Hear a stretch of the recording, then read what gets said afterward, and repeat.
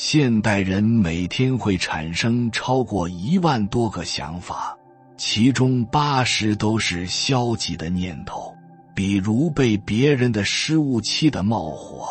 殊不知，真正点燃怒火的并非事件本身，而是我们内心预设的规则。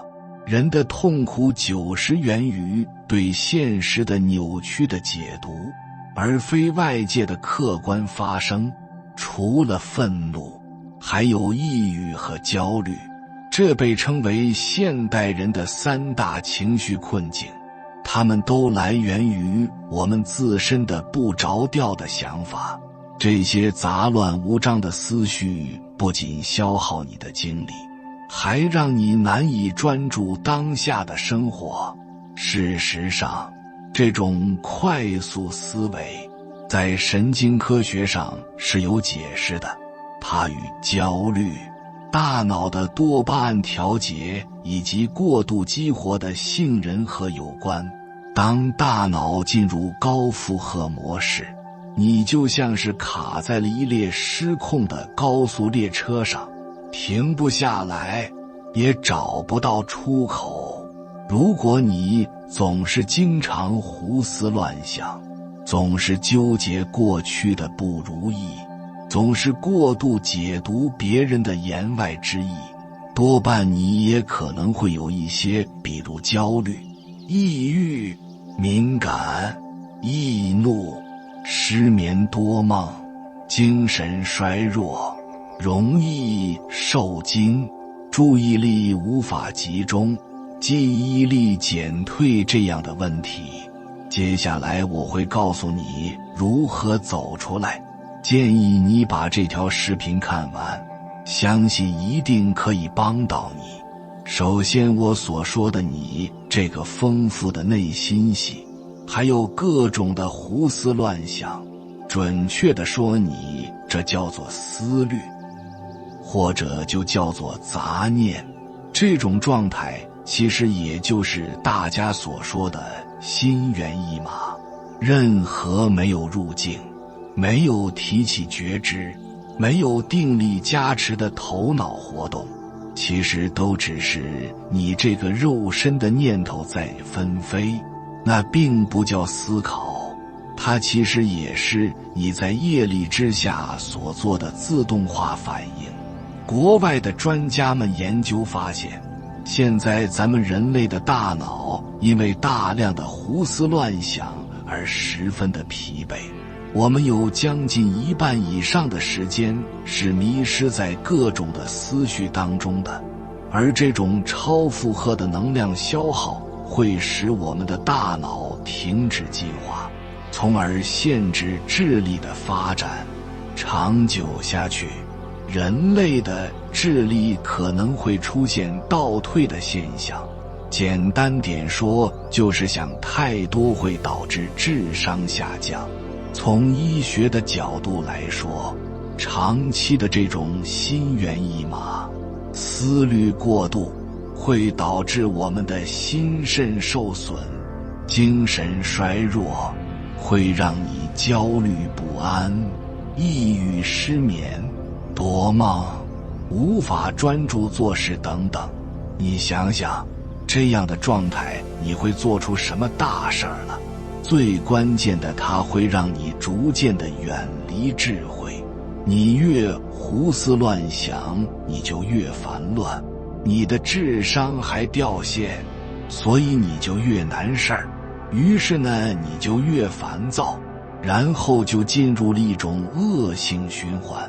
最后你在一定的年纪以后，你的脑子也让这种大量的空转给搞报废了，这样很容易老年痴呆。同时，这种持续的心猿意马也是导致你不幸福的最直接的原因之一。在我们的这短短的一生当中，耗费了大半生，迷失在这些胡思乱想当中。你想象一下，你的大脑总是被你的意念强迫着，就像一台洗衣机一样，在那不停地转。反反复复伴随着各种复杂的、令人窒息的这个负面的情绪。在这样的心神不定的状态下，其实你就已经脱离了当下自己生活的这个世界，只是你自己没有意识到而已。因为你的念头不是在过去，就是在未来，因此你就错过了许多许多对你而言最重要的人和事儿，还有最美丽的风景。而最疯狂的就是，竟然大多数人都会认为没办法，这就是所谓的生活，生活就是这么的，它就是这么的一团乱麻，没有头绪，我们不得不这么过。但是我告诉你，你的人生真的不必要过成这个样子。其实你只要慢慢的让自己学会做一件事儿，然后你的人生的状态就会逐渐的开始发生改变，那就是入静，或者叫静心。这其实也是我们修行的第一步。所谓修行的道路无数条，不管你选的是哪一条路径，都必须是第一步你要做的事情。切记一点，但凡不跟你谈让你先入境的修行，都是假修行，都是忽悠人的。这是最基本的修行法门，因为你做不到入境，你就无法拥有专注力，无法提起你那一念的觉知，更不会让你拥有在各种业力面前不做自动化反应的如如不动的定力。一句话，入境就相当于是打通了你的任督二脉，这是先决条件。那到底什么才是真正的静呢？一个人如果看起来很静，很沉着，表情严肃，人狠话不多，那这个人他就是算是静的吗？非也。很可能他表面上看起来很静，但是他内心正在杂念纷飞，胡思乱想，焦虑不安。相反，比如一个优秀的拳击运动员，或者是赛车手，又或者是电竞选手，当他们在比赛的时候，心无杂念，全神贯注地专注在比赛的当下。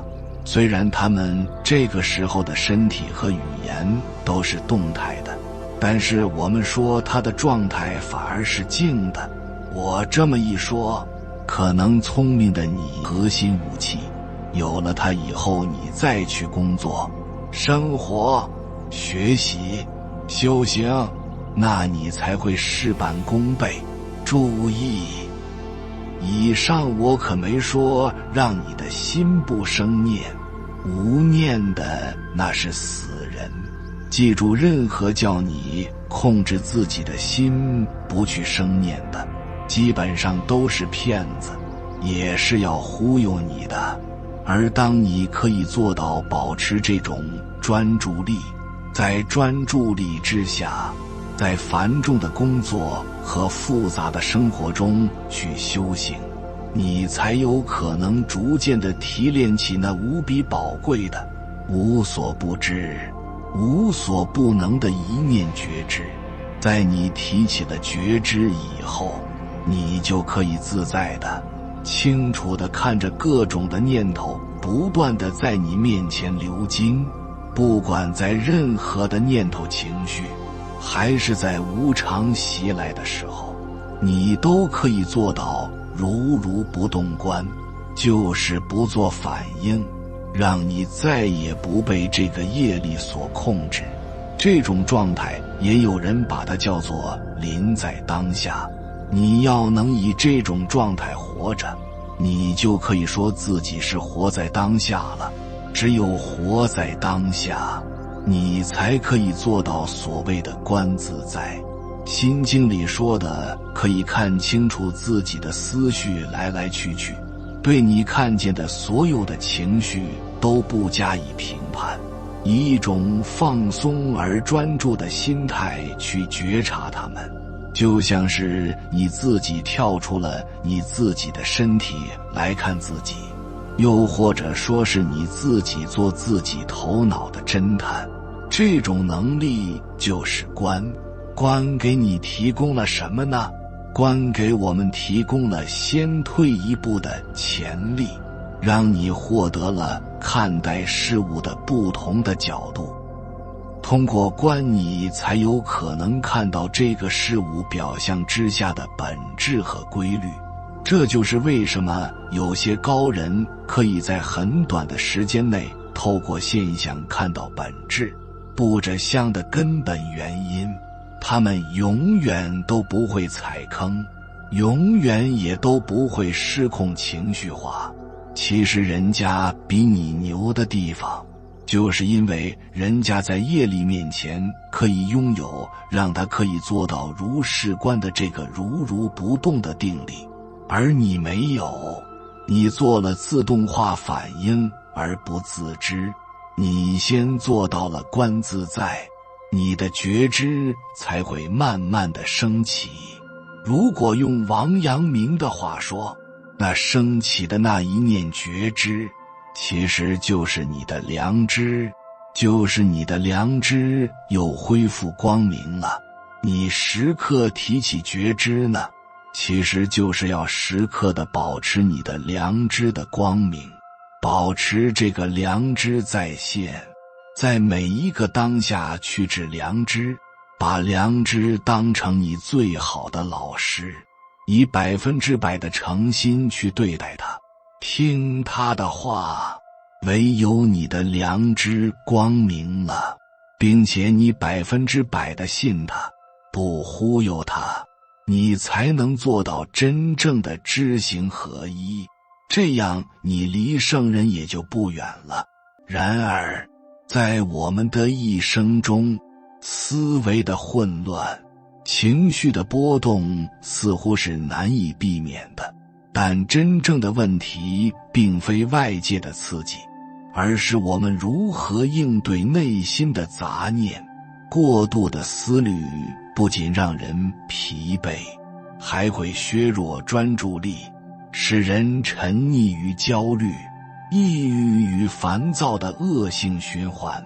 要打破这种循环，我们需要有意识地训练自己的心智，让思维回归平静，恢复内在的清明。幸运的是，科学和修行都提供了一系列行之有效的方法，帮助我们调整大脑的运行模式，学会掌控自己的思维节奏，而不是被杂念牵着走。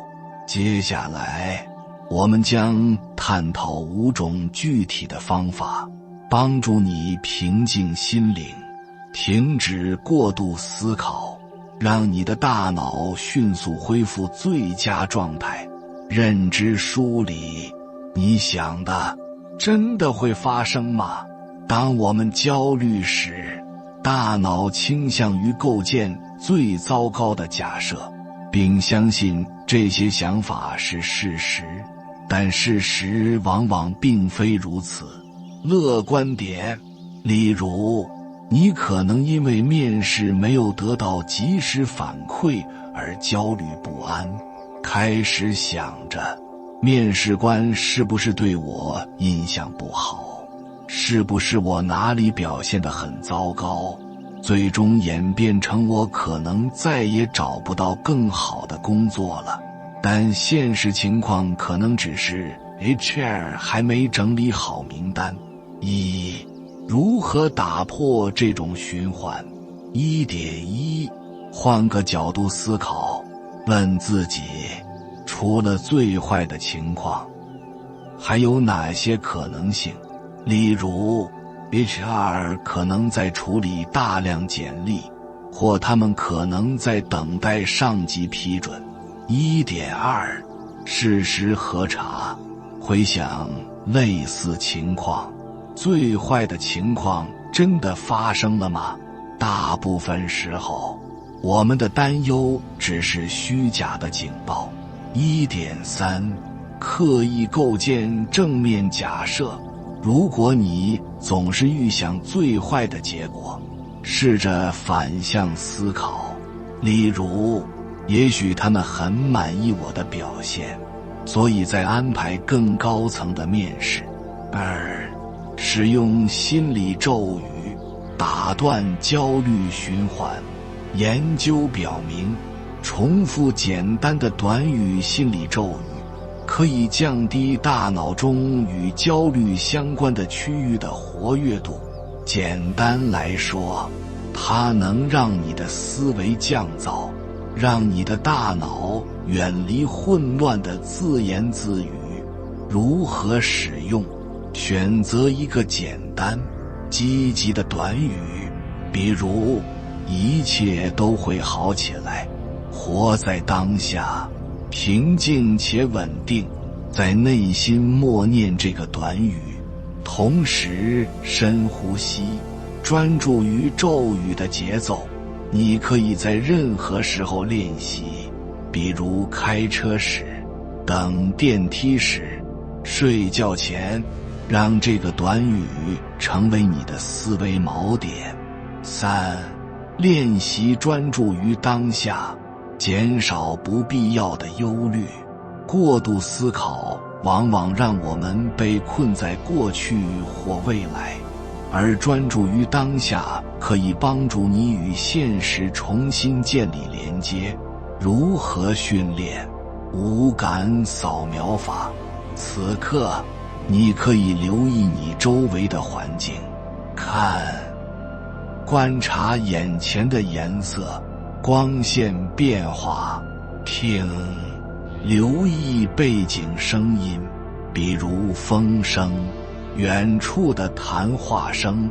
闻，注意空气中的气味，比如咖啡香、花香。触，感受脚踩在地板上的压力，或者指尖的温度。尝，慢慢品尝食物，专注于味道的变化。强制慢下来对于对抗焦虑很有用。正念呼吸，闭上眼睛，深吸气，感受空气进入鼻腔，再慢慢呼气，体会空气从肺部流出的感觉。每当你意识到自己陷入胡思乱想时，立即提醒自己回到当前的现实世界，这样可以打破焦虑思维的循环。4. 写下来，把烦恼交给纸和屏幕。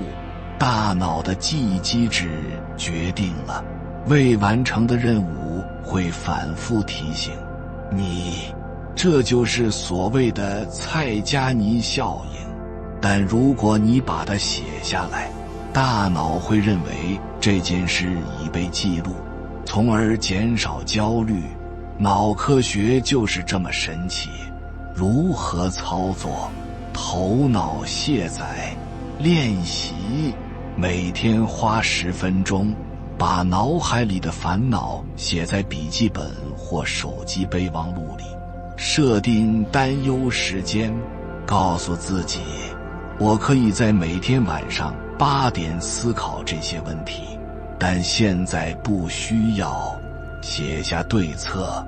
如果你担心，如果我换工作会不会后悔？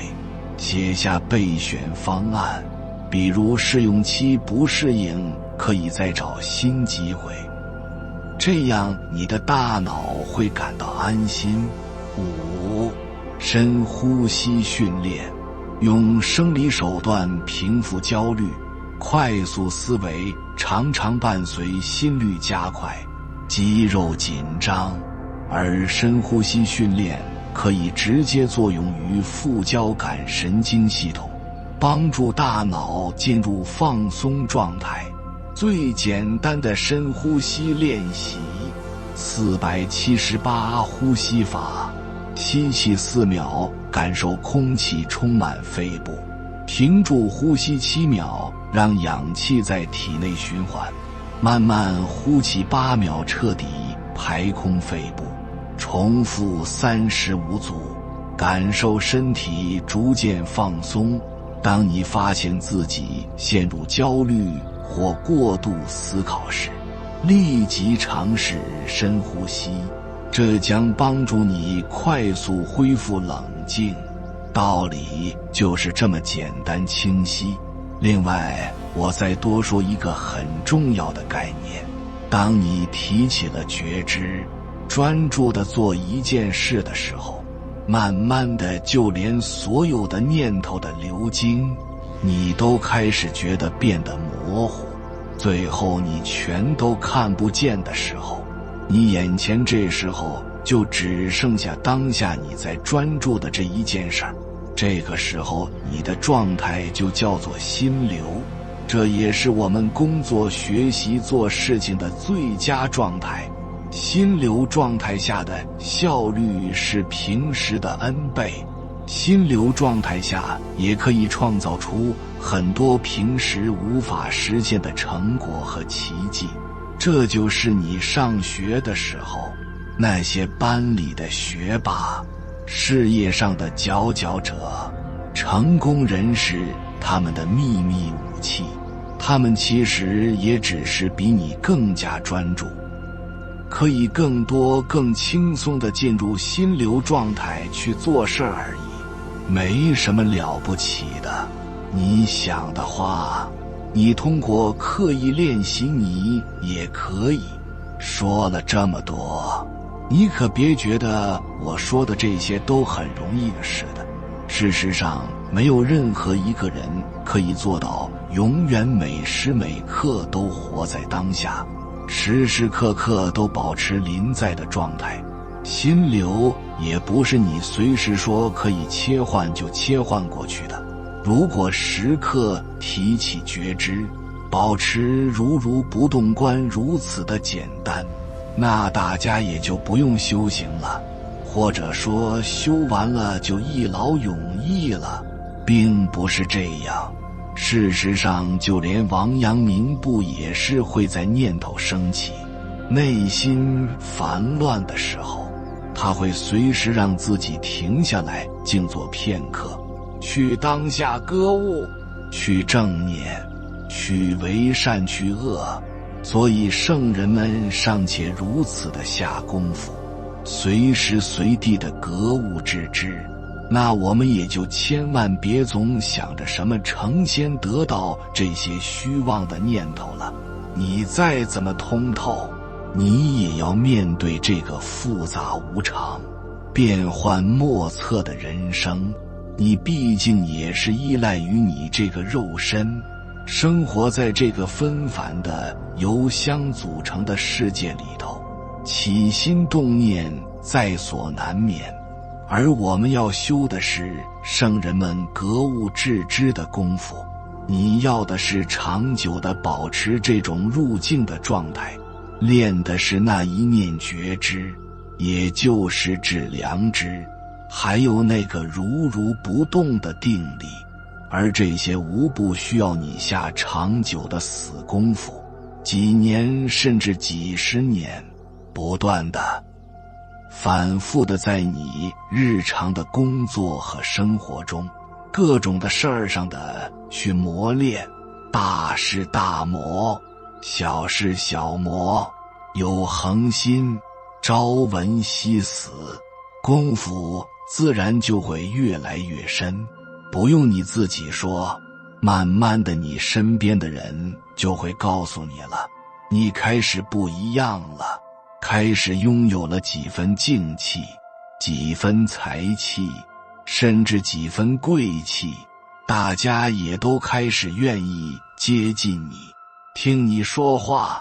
这个时候就说明你的修行开始有所成效了。最后记住，静能生慧，有缘人。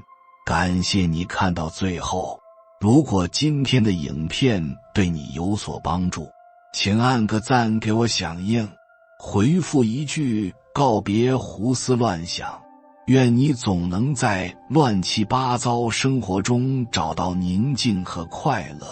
还没有订阅频道的，请点击右侧的订阅按钮，与我们建立更深的连接。随缘加入会员，与同频之人共修福报，随喜转发，传播善知识，功德无量。